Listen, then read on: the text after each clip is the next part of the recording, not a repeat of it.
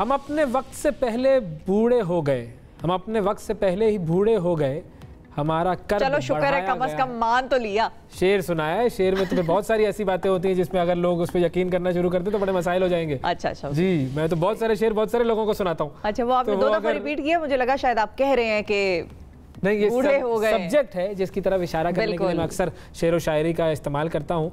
और यकीन मत किया करें मेरे अशार पर। अच्छा, अशार शायर जो है ना वो बहुत सारी बातें ऐसे एलैबोरेट कर रहा होता है, ऐसे उसके अंदर मुगालता भी कर जाता है। लेकिन ये जो बूढ़े होने वाला मामला है ये उम्र के साथ नहीं है, क्योंकि जो इस शेर में क्या कहा था, हम अपने वक्त से पहले ही बूढ़े हो गए हैं, हमारा कर्ब बढ़ाया गया है उजलत में।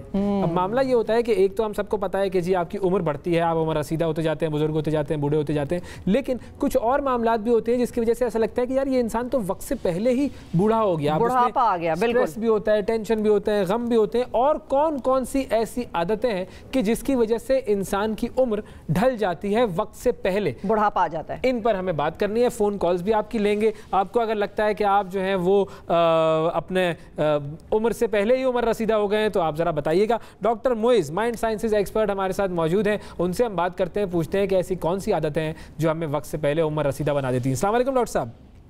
वालेकुम अस्सलाम जी। डॉक्टर साहब बहुत शुक्रिया, प्रोग्राम के लिए वक्त निकाला आपने। ये जुमला हम बहुत सुनते हैं कि लोग एजिंग से पहले ही एज हो जाते हैं, वो एजिंग क्यों होती है आपके ख्याल में? एक तो स्ट्रेस का ज़रूर उसमें फैक्टर होता है कि कुछ लोग बहुत ज़्यादा परेशानियों में घिरे होते हैं, उनके चेहरे पर झुर्रियाँ और उनके चेहरे की एक जो देखने की जो अपीयरेंस है वो फ़ौरन बदल जाती है, पता चल जाता है कुछ अरसे में, 1-2 साल बाद आप उनसे मिलें तो आपको लगता है अरे इसकी इतनी उम्र तो नहीं थी लेकिन ये तो बहुत बूढ़े लगने लग गए हैं। ऐसा क्यों होता है डॉक्टर साहब? बिस्मिल्लाहिर्रहमानिर्रहीम, अस्सलाम वालेकुम जी। बड़ा इम्पोर्टेंट मौजू है और शायद बहुत सारे लोगों को इससे फ़ायदा होगा आपके इस आज के प्रोग्राम से। देखिए, एक चीज़ है कि एक तो इंसान के ज़िंदगी के हालात उसको बूढ़ा कर देते हैं, बाज़ दफ़ा जिम्मेदारियां बूढ़ा कर जाती हैं। 3 बड़ी मशहूर रिसर्च है, एक जॉन हॉपकिंस की है, एक हार्वर्ड की है, एक येल की है। तीनों के अंदर जो कुछ ऐसे एलिमेंट्स दिए हैं, कुछ ऐसे मुहर्रकात दिए हैं कि जिसकी वजह से इंसान अपने वक्त से पहले बूढ़ा हो जाता है। अब उसमें चंद चीजें आपने ख्याल रखनी है, मतलब जिस मुल्क में आप रहते हैं वहाँ का माशरा कैसा है, वहाँ की डाइटरी हैबिट कैसी है, लोगों की जिंदगी गुजारने के रवैये कैसे हैं, वो काउंट करता है। मगर चंद चीजें कॉमन है जो किसी भी माशरे में इंपॉर्टेंट है, अगर आप उसको अप्लाई करें तो आप अपनी जवानी बरकरार रखेंगे। यानी एजिंग प्रोसेस को स्लो डाउन करना एक बहुत बड़ा बिजनेस है दुनिया के अंदर। इसमें अद्वियात भी इस्तेमाल होती है और मुख्तलिफ टेक्निक। पहली चीज जो सबसे ज्यादा इंसान को नुकसान करती है वो उसकी ज़हनी कैफियत है। देखिए, बुक्स, हसद, बिला वजह गलत सोचना, नेगेटिव सोचना, परेशान ख्याली में मुब्तला होना और ओवर थिंकिंग इंसान को बहुत जल्दी बूढ़ा कर देती है। अच्छा। क्योंकि जब इंसान है तो उसके जिस्म के जितने भी सेल्स हैं, 100 ट्रिलियन सेल्स हैं इंसान के जिस्म में, वो मुतासिर होते हैं। उनको जो इंपल्स मिलती है वो बड़ी नेगेटिव मिलती है, जिसकी वजह से वो अपना फंक्शन नहीं कर पाते और वक्त से पहले वो अपना काम खत्म कर देते हैं।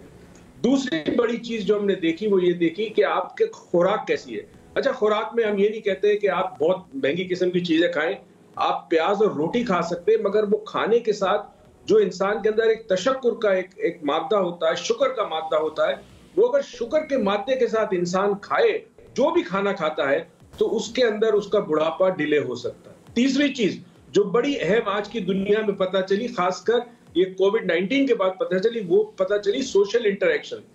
ये कई रिसर्च इस पे बेस्ड है कि अगर कोई शख्स तन्हा है, अकेला जिंदगी गुजारता है तो उसके अंदर बुढ़ापा आता है, उसकी मौत भी जल्दी होती है। कहते हैं कि सोशल इंटरेक्शन यानी समाजी जो राब्ते हैं इंसान के, वो बड़े इंपॉर्टेंट है इंसान के लिए, क्योंकि उन समाजी राब्तों से वो खुश भी रहता है, लुकिंग फॉरवर्ड करता है कि जी कल मुझे क्या करना है, परसों मुझे क्या करना है।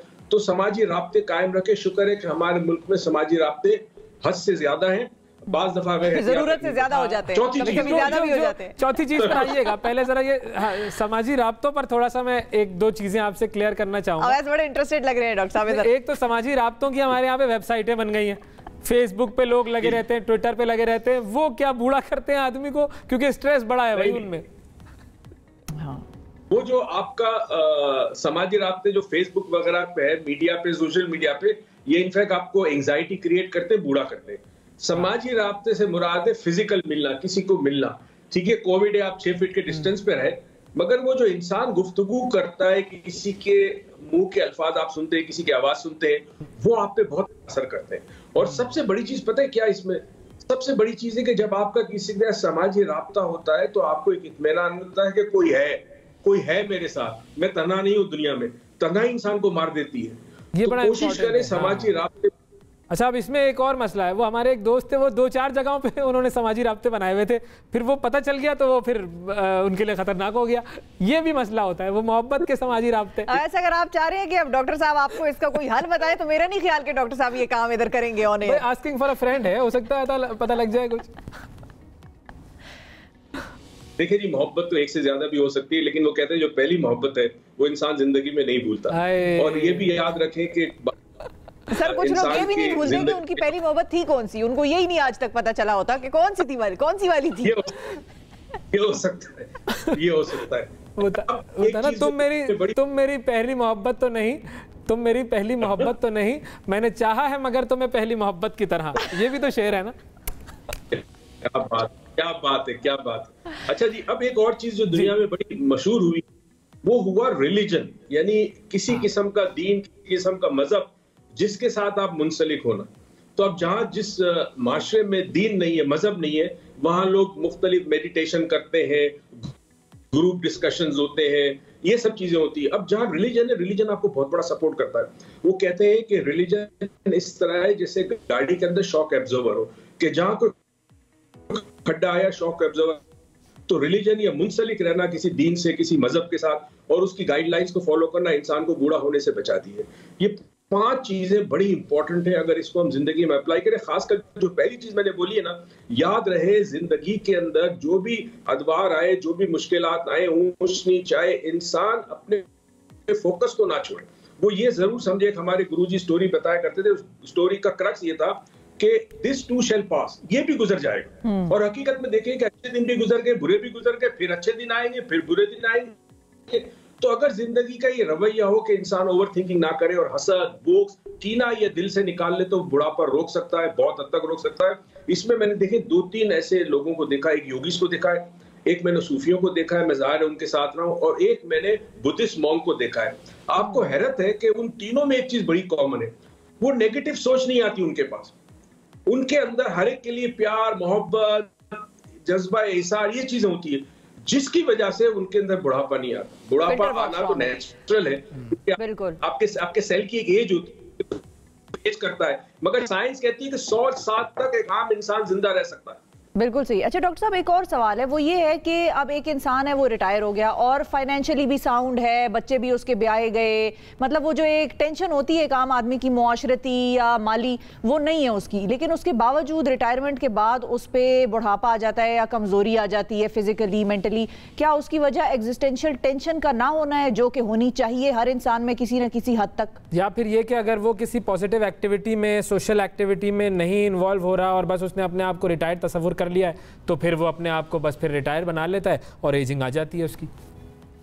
जिंदगी में रिटायर कभी मत होना, मेरी बात याद रख लो, ना ये लफ्ज कभी अपनी जिंदगी में लाना। मैंने देखा है कई गवर्नमेंट ऑफिसर्स मेरे पास आते हैं, जैसे रिटायर्ड हो गए मेरे पास आना शुरू किया, उनकी आधी जिंदगी खत्म होगी, वही समझते अब किसी काम के नहीं है, तो लफ्ज रिटायरमेंट को निकाल दे। हाँ, ये हो सकता है कि अगर आप रिटायर हो ही चुके हैं तो आपने जैसे कहा कोई मुस्बत एक्टिविटी, वेलफेयर, सोशल वेलफेयर काम में चले जाएं, कोई एक्टिविटी शुरू करें, कोई कारोबार, something to look forward to. याद रहे इंसान के जहन में एक बड़ी कमाल की सलाहियत अल्लाह ताला ने दी है, वो ये आने वाले कल का ख्वाब, आने वाले कल की ख्वाहिश, आने वाले कल की तमन्ना। जब इंसान प्लान करता है ना, ये खासकर पता है कहाँ यूज होता है, जब कोई एक्सीडेंट में कोई ऐसा सीवियर केस होता है, एक्सीडेंट हो या कोई ट्रॉमा केस हो या कोई हार्ट अटैक हो, जब एम्बुलेंस हॉस्पिटल ले जाती है मरीज को, ये मगरिब में बता रहा हूँ, वहां की पैरामेडिक्स के अंदर ट्रेनिंग है कि वो उस शख्स से फ्यूचर टेंस में बात करते हैं, यानी उससे कहते हैं, उसे पता है खून, उससे कहते हैं कि यार आप बताओ तुम अपनी नेक्स्ट बर्थडे क्या, नेक्स्ट वेकेशन तुम क्या करोगे। जैसे ही किसी से फ्यूचर टेंस में आप बात करते हैं तो उसकी कुव्वत मुदाफत बढ़ जाती है। जब आपने उसे कह दिया कि यार तुम्हारी तो हालत बुरी है, मुझे नहीं लगता तुम बचोगे, वो मर गया, तो हमेशा बच्चों से भी फ्यूचर टेंस में बात करें।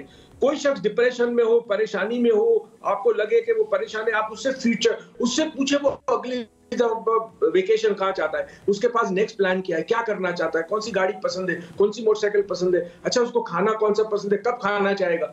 जब आप फ्यूचर टेंस में जाते हैं तो इंसान का दिमाग फ्यूचर में जाता है, प्रेजेंट की मुश्किल से निकल जाता है। और यही कमाल का इंसान हम करना शुरू कर दें माशरे में, बहुत सारे लोगों को हम बुढ़ापे से भी बचा सकते हैं और बहुत सारी तकालीफ से बचा सकते हैं।